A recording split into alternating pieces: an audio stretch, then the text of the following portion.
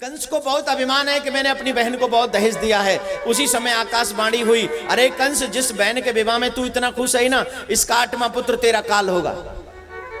और जैसे ही सुना इसका 8वां पुत्र मेरा काल होगा, कंस को बुरा लगा, कंस डरने लगा। मौत सब नहीं चाहते, सब लोग चाहते हैं हम अमर हो जाएं, लेकिन मेरे भाई बहन राम नाम सत्य तो सबका होना है, चाहे कोई मान जाओ चाहे कोई मत मानो। राम नाम सत्य तो हमारे पूर्वजों का हो चुका है, हमारा भी होगा और आने वाले समय में हमारे बच्चों का भी होगा। ये तो वो अमोघ सत्य है जो कभी किसी से टाले नहीं टला। कंस को डर लगा, उसने सोचा जब ये देव की नहीं होगी तो शायद मेरा काल भी नहीं होगा। देव की दुल्हन बनी है, उसके केस पकड़े रथ से नीचे उतारा, खड्ग निकाली और मारने के लिए तैयार हुआ। वसुदेव जी ने रोका, सुनो क्या कर रहे हो, मैं इसको मार दूंगा। क्यों मार रहे हो, इसका 8वां पुत्र मेरा काल होगा। वसुदेव जी ने पूछा, मौत से डरते हो? मृत्युर प्राणे नाम ध्रुव अगंबार वृतांते व मृत्युर प्राणे नाम ध्रुव इस्लांगने गुणासुर भवान भोजे सस्करा सकतम भगनी अन्यात स्त्री मधुवा पर्वणि। स्त्री पर हाथ उठाना, वो भी ऐसे योद्धा को जिसके हाथ में शस्त्र है, ऐसी स्त्री पर हाथ उठाना जो निर्बल है, जिसके हाथ में शस्त्र नहीं, ऐसी स्त्री पर हाथ उठाना अच्छी बात नहीं। और मृत्यु से डरते हो? मौत तो सबकी आनी है राजा, किसी के 2 दिन पहले, किसी के 2 दिन बाद में, मौत तो सबकी निश्चित है।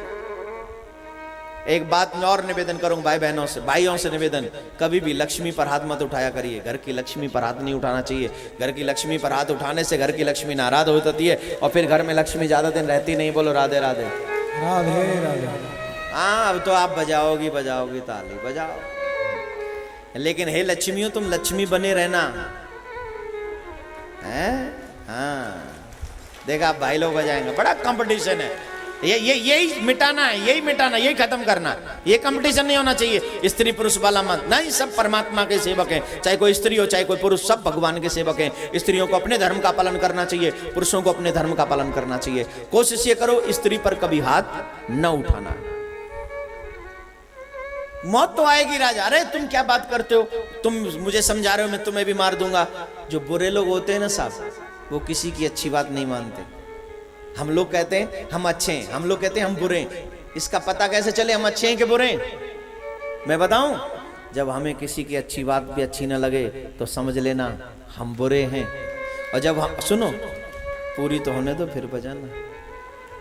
जब हमें किसी की अच्छी बात भी अच्छी न लगे तब समझना हम बुरे हैं, और जब हमें किसी की बुरी बात भी बुरी न लगे तो समझना हम बहुत अच्छे हैं, हम बहुत अच्छे। कोई हमें गाली दे गया, कोई हमें बुरा बोल गया, लेकिन हमें बुरा नहीं लगा, समझना तुमसे अच्छा कोई नहीं। बुरा जो देखन में गया बुरा न मिलया कोई, जो दिल देखा अपना मुझसे बुरा। उग्रसेन के सर से मुकुट उतारा, अपने सर पे रख लिया। मैं यहाँ का राजा। देवकी वसुदेव को कारागार में डाल दिया, बंदी बना लिया। वसुदेव ने कहा जितने भी संतान होगी मैं तुम्हें ला कर दूंगा। कंस कहते तब तक तुम्हें मेरे कारागार में रहना पड़ेगा। एक बहुत बड़े अपराधी की तरह आज कारागार में देवकी वसुदेव पहुंच गए। हे मेरे भाई बहन, इसी को समय की मार कहते हैं। यहाँ पर बैठे हुए प्रत्येक शख्स से एक बात कहना चाहूंगा, कभी भी इस अभिमान में मत रहना आज मैं ये हूं। किस अभिमान में मत रहना, आज मैं ये हूं। ये मत सोचना मैं आज धनवान हूं, ये मत सोचना आज मैं जवान हूं, ये मत सोचना आज मैं फलानी पोस्ट पे हूं, ये मत सोचना आज मेरे पास में इतना बल है, ये मत सोचना आज मेरे पास इतना बड़ा खानदान है। कुछ मत सोचना, क्योंकि आज जो तेरे पास में है कल तेरे पास में होगा या नहीं ये तू भी नहीं जानता और वो भी नहीं जानता, सिर्फ परमात्मा जानता है। देव की जो दुल्हन बनी है, दुल्हन का जो श्रृंगार किए हैं, भामर डाली है, ससुराल के लिए चली है, ससुराल पहुंची नहीं उससे पहले कारागार में पहुंच गई। और मैं जिसकी बात कर रहा हूं वो देवकी नंदन की मां है, वो कृष्ण की मां है, वो गोविंद की मां है, वो भगवान की मां है। जिस देवकी की बात, जिस देवकी वसुदेव की बात मैं कर रहा हूं वो भगवान के मां बाप हैं मेरे भाई बहन, जिनको सुख मिलना चाहिए था शादी के बाद।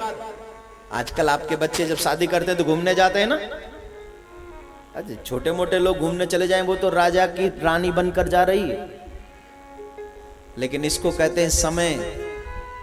हाथों की मेहंदी नहीं छूटी, पांवों का महावर नहीं छूटा, मांग का सिंदूर नहीं छूटा, यहाँ तक कि अभी ससुराल की चौखट तक नहीं देखी, उससे पहले देव की कारागार में चली गई। ये दुर्भाग्य नहीं, ये बुरा समय नहीं तो क्या है। इसी को कहते हैं समय का चक्र। मेरे भाई बहन, जब अच्छा समय हो तो कभी ये मत सोचना मेरा कोई कुछ नहीं बिगाड़ सकता। बुरे समय से हमेशा डरना, क्योंकि समय न तेरे वश में है, समय न मेरे वश में है, समय तो परमात्मा के वश में है। और न जाने कब बुरा आ जाए और कब अच्छा आ जाए, मेरा परमात्मा जाने और कोई भी नहीं जानता। पांडव राजा थे, जुआ में हार गए, और जुआ में हारे तो क्या असर हुआ? दास बन गए। कहां राजा और कहां दास? दास बन गए। धर्मराज वो दास बन गए। यही असर होता है, ये समय है। इस समय को कभी मत भूलना। अगर डरना है तो समय से डरना। अगर तुम समय से डरोगे तो हमेशा ये समय आपकी हिफाजत करता रहेगा। देवकी वसुदेव के 6 पुत्रों को कंस ने मार दिया, शिला पर पटक पटक के देवकी के आगे ही समाप्त कर दिया। अब 7वें पुत्र की बारी है, अर्थात शेष अवतार बलराम जी महाराज की बारी है। और जब बलराम जी महाराज आए तो मेरे प्रभु ने योग माया के प्रभाव से उनको वसुदेव की दूसरी पत्नी रोहिणी के गर्भ से जन्म दिलवाया।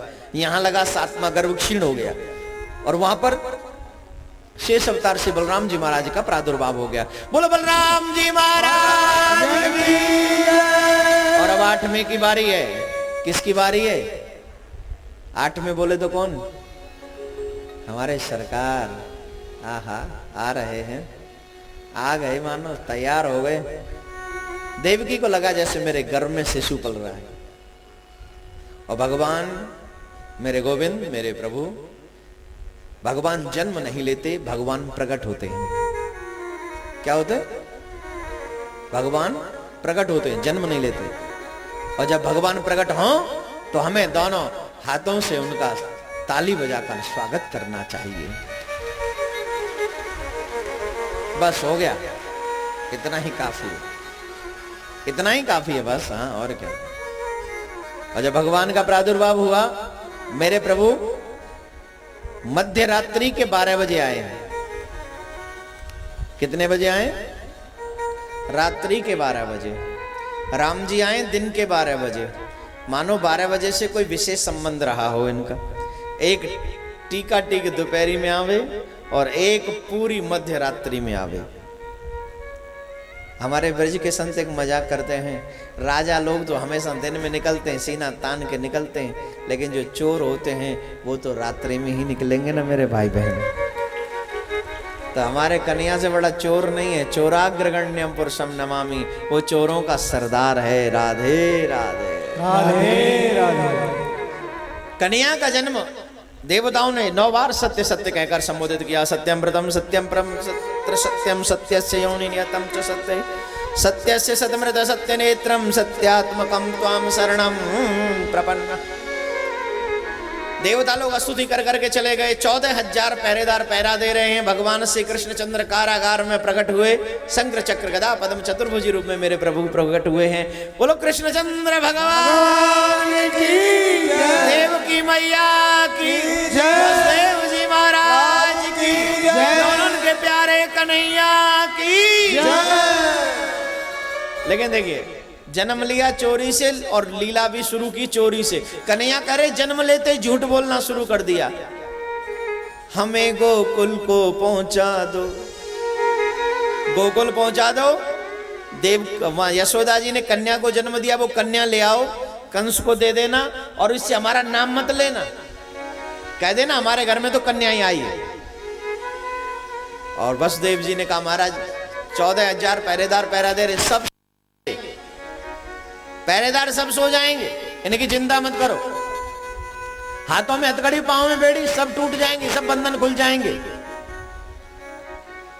कन्या से बोले आप बाल स्वरूप धारण करो, और झट मेरे कन्या ने बाल स्वरूप धारण किया। और जैसे वसुदेव जी ने कन्या को अपने सर पे रखा, वैसे ही हाथों की हथकड़ी, पांवों की बेड़ी, नार की तोंग सब खुल गई। ताले अपने आप खुल गए, दरवाजे अपने आप खुल गए, पहरेदार अपने आप सोए गए। एक बात याद रखिए, वहां जो कन्या है वो माया है, यहाँ जो ये शिशु है ये ईश्वर है। जब जीवन में ईश्वर आते हैं तो बंधन खुल जाते हैं, और जब जीवन में माया आती है तो बंधन। अब मैं आपसे एक बात जानना चाहूंगा, आप बंधन बांधना चाहते हो या बंधन खोलना चाहते हो? जोर से बोलिए। खोलना चाहते हैं तो कथा के समय पे दुकान बंद रखा करिए, कथा के समय पे मकान बंद रखा करिए, और कथा के समय पे सिर्फ कथा में रहा करिए। तुम्हारे जीवन के सारे बंधन अपने आप खुल जाएंगे मेरे भाई बहन, अपने आप खुल जाएंगे। बचे हुए शेष 3 दिन अपना सर्वस्व मेरे कन्हैया पर न्यौछावर करो। अरे 3 दिन तो यकीन करके दिखाओ मेरे गोविंद पे। वैसे यहाँ तो देख रहा हूं मैं पहले ही दिन से आप लोगों को इतना यकीन है, इतनी बड़ी संख्या में, लेकिन फिर भी मुझे पता है सारा कटक अभी तक नहीं आया। फिर भी पता है अभी भी कई लोग अपने घरों में बैठकर टीवी ऑन करे बैठे हैं। अरे आज तो कृष्ण जन्म महोत्सव है, कल 56 भोग है, परसों रुक्मणी विवाह है, और 10 तारीख को कृष्ण विदाई भागवत विदाई है। तो कम से कम 3 दिन तो अपना घर छोड़ मेरे ईश्वर के लिए, 3 दिन तो माया छोड़ मायापति के लिए। नहीं छोड़ पाया था तो देख फिर तेरी तू जान। लेकिन मेरा कन्हैया जानता है जब जीवन में ईश्वर आते हैं तो बंधन खुल जाते हैं, जैसे वसुदेव के बंधन खुल गए।